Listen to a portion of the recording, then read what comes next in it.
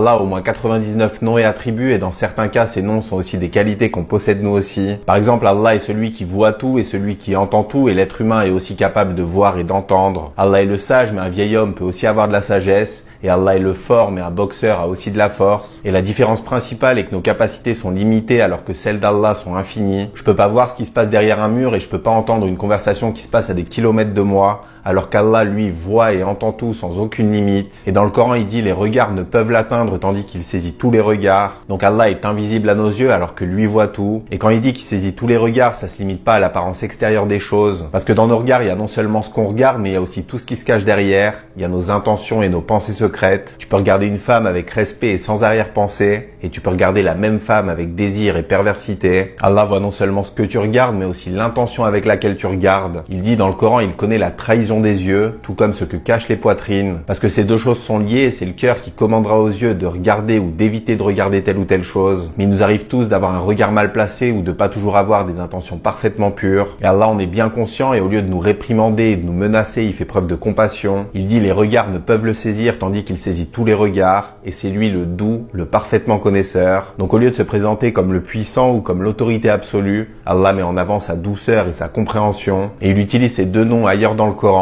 Il dit ne connaît-il pas ce qu'il a créé et c'est lui le doux, le parfaitement connaisseur. Donc quand il s'agit de notre nature humaine et de notre faiblesse, Allah souligne qu'il nous connaît parfaitement et qui compatit. Et les menaces de châtiment sont pas destinées à ceux qui tombent mais qui luttent pour se purifier, mais elles sont réservées à ceux qui se moquent et qui se rebellent ouvertement contre les commandements divins.